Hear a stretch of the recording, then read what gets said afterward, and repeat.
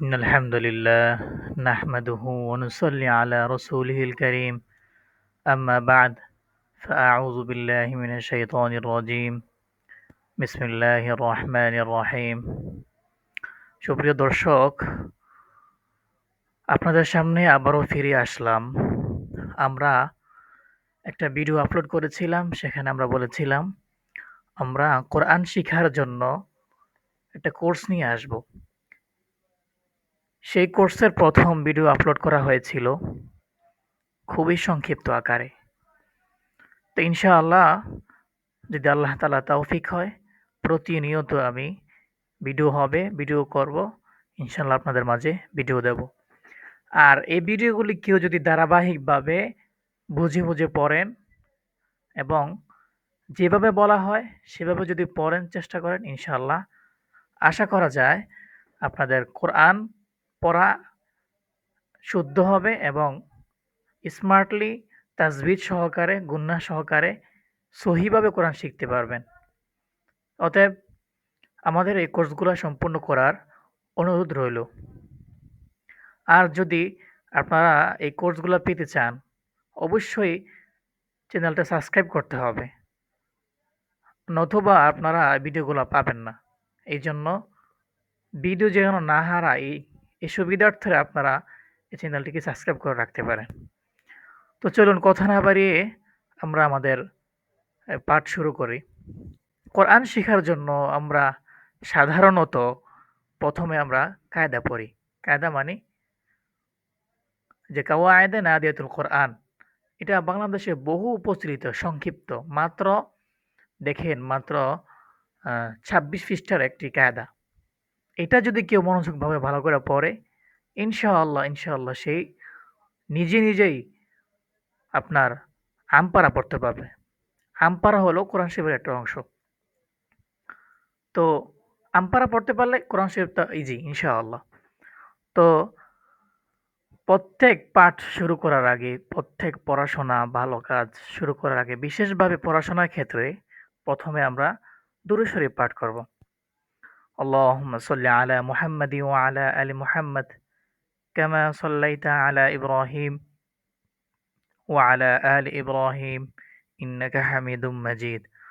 আল্লাহুম্মা বারিক আলা মুহাম্মাদি ওয়া আলা আলি মুহাম্মাদ কামা বারাকতা আলা ইব্রাহিম وعلى آل إبراهيم إنك حميد مجيد ربي زدني علما ربي زدني علما ربي زدني علما ربي يسر ولا تعسر وتمم علينا بالخير ربي اشرح لي صدري ويسر لي أمري واحلل عقدة من لساني يفقه قولي।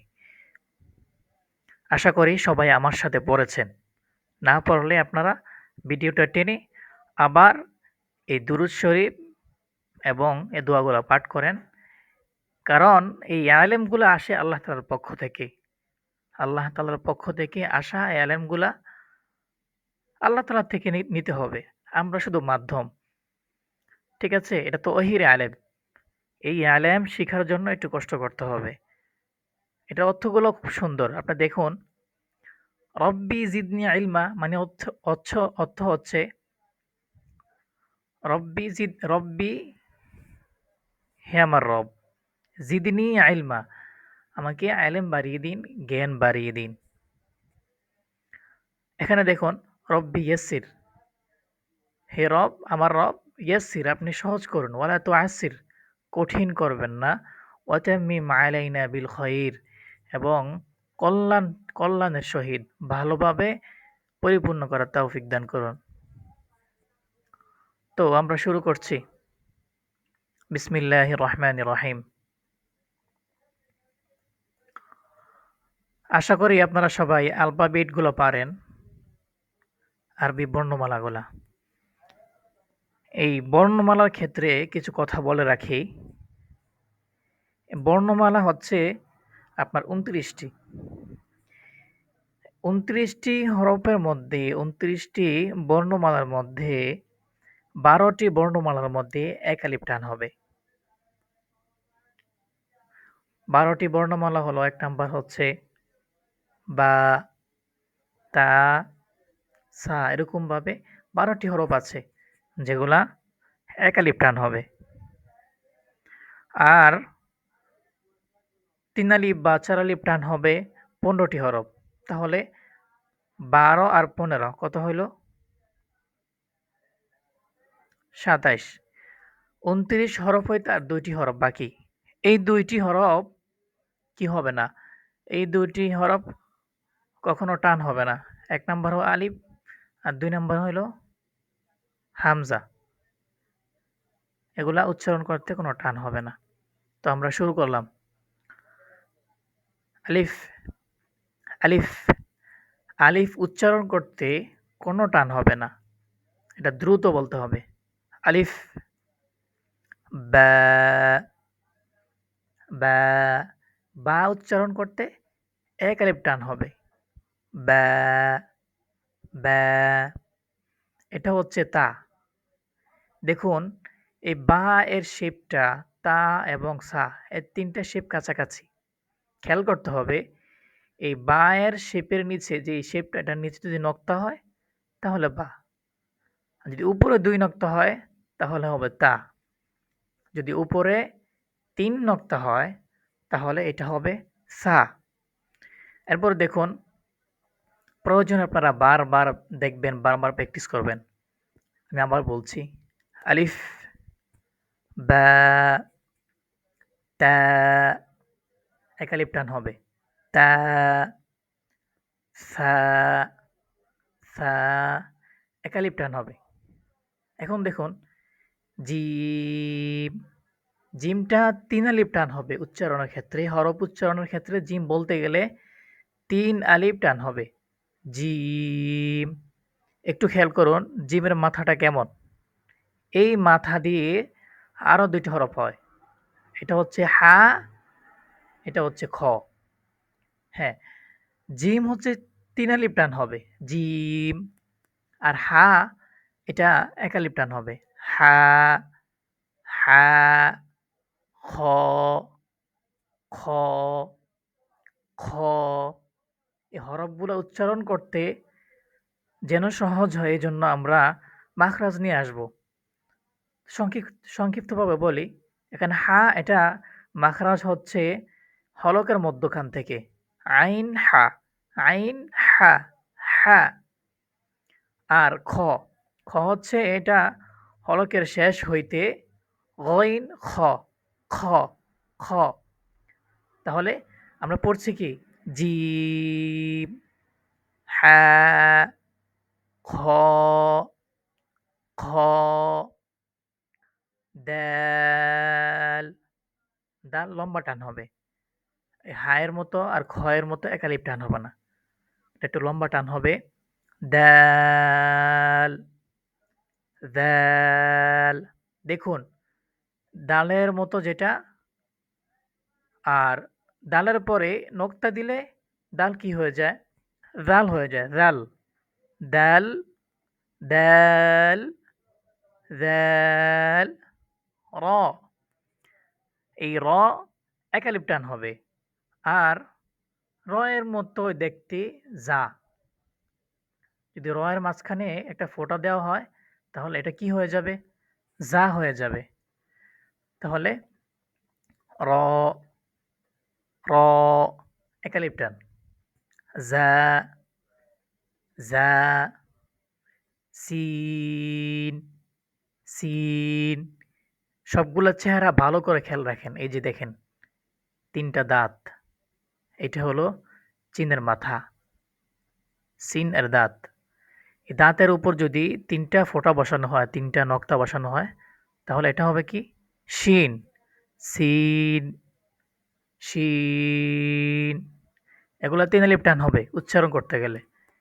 সিন, শিন, صاد صاد ضاد। দেখুন সদের যে মাথা সেখানে একটা ফোঁটা দেওয়ার কারণে একটা নোক্তা দেওয়ার কারণে কি হয়ে গেল? বদ হয়ে গেল। কত মিল রয়েছে দেখুন। দাল, জাল, র, জা। ঠিক আছে? সিন, শিন, সদ, দদ। এভাবে পড়ছি, এভাবে অনেকে পড়ে। কিন্তু মূলত ভালোভাবে পড়তে চাইলে হরফগুলা সঠিক উচ্চারণ হলো দ্যাল, ذال، را، زا، সিন, শিন, صاد, ضاد। এরপরে আসি আমরা সদের পরে হচ্ছে দদ। এরপরে ত একালিপ টান হবে। ত, ত, ত। আর ত এর মধ্যে একটা নক্তা দিলে ত হয়ে যাবে কি জ, জ, ত, জ, আইন। এই যে মাথা দেখতে পাচ্ছেন এটা আইনের মাথা। এই মাথাগুলা যেখানে আসবে সেখানে আইন হবে। আর মাথার উপর যদি একটা ফোঁটা থাকে, নোক্তা থাকে তাহলে আইন পরিবর্তন হয়ে গইন হয়ে যাবে। আইন ৩ আলিফ টান। আইন, গইন, গইন। ফা, ফা, ফা। ফা এর মধ্যে ১ আলিফ টান। ৩ আলিফ টান হবে না। ফা, ফা। ফা আর কফ দেখতে কিছুটা কাছাকাছি। ফাটা ফাটা লিখতে একটু কি মোটা করে লেখা হয়। এটা একটু গোলার মতো করে লেখা হয়। আরেকটা পার্থক্য হইলো, বড় পার্থক্য হলো এটাই, কফের মাঝে কফের উপরে ২ টি নোক্তা আর ফায়ের উপর ১ টি নোক্তা। এটা হচ্ছে কাফ। এটা হচ্ছে কাফ। তাইলে ফা, কফ, কফ, কাফ, কাফ, লাম, লাম, মিম, মিম, নুন, নুন। তারপরে দেখুন ওয়াও, ওয়াও। আবার হা একালিপ টান। হা, হা। হামজা কোনো টান হবে না। হামজা, হামজা। ইয়া। দেখুন আপনি খেয়াল করছেন কিনা একটু দেখুন। আমরা বলেছিলাম আলিফ, বা, তা, সা, জিম, হা, খ, দাল, ذال, র, জা, জা, সিন, শিন, صاد, صاد, ضاد, ضاد, ط، ط، ظ، عين، عين، غين، فا، فا، قاف، قاف، كاف، كاف، لام، ميم، ميم، নুন, নুন, ওয়াও, হা, হামজা, ইয়া। ইয়াটা আপনার এটাও ইয়া, এটাও ইয়া। একটাকে ইয়া মারুফ বলে, আরেকটাকে ইয়া মাজহুল বলে। আমরা এই হরফগুলা বুঝছি কিনা একটু জানাবো। বুঝে না আসলে অবশ্যই জানাবো।